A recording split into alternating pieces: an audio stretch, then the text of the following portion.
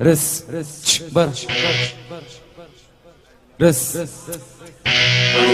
Yeritine Emra Recep'a meşhur görükli ekotundan ağızın arabın mıydın mereyen bir kella dinleyen adamlar İnsanım Lilitalı